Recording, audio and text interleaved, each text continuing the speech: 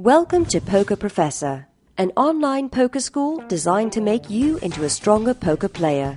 This tutorial is intended to help make any new poker player into a winning player in only 4 minutes. We've been able to summarize the foundations and details of the no-limit Texas Hold'em short stack strategy into this short tutorial. We strongly recommend that you download the brief after watching the tutorial, print it, and keep it in front of you while playing until you have memorized it and understand it fully. Beyond the fact that this system has been mathematically proven, this strategy is being implemented by many winning players on the Hold'em felts and is critical for your success. Sitting at a table. This explanation will help you choose the correct table to sit at. First, find a table with a minimum of 8 players on it. Your buy-in amount should be 20 times the big blind. So, on a 5 to 10 cent table, your buy-in amount should be $2.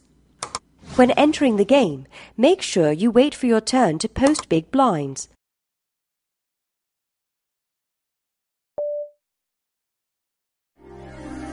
Seating position.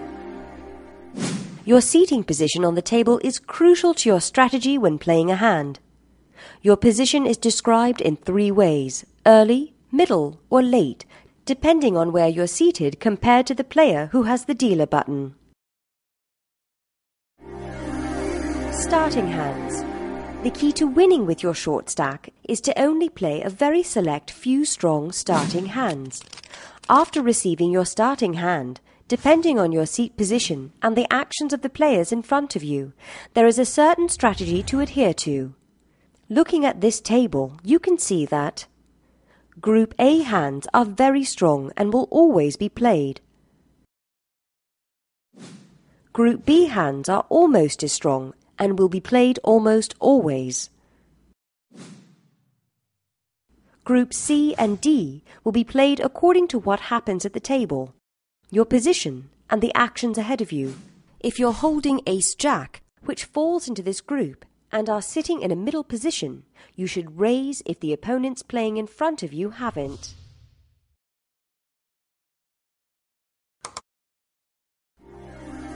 How much to bet?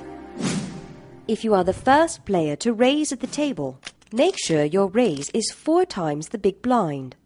So if the big blind is 10 cents, raise to 40 cents. For each player that calls the big blind in front of you, you must add 10 cents onto your raise. For example, if your starting hand is Ace-King and you're in an early position, you should raise to 40 cents. If 2 players in front of you called the big blind, then your raise should go to 60 cents. If your opponent raises before your turn, make sure your re-raise is 5 times the amount of the raise, or if you intend to make a bet that will leave you with less than 5 times the big blind, go all in. For example, say you're holding queens in a late position, and you have seen a call and a raise in front of you. Then you should go all in. Flops and facing re-raises. After the flop is revealed, always go all in, assuming you raised pre-flop.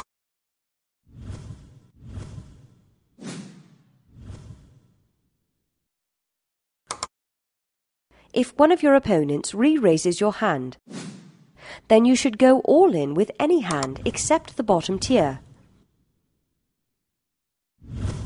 After your stack has reached 30 times the big blind, or in this example, $3, it is time for you to leave the table.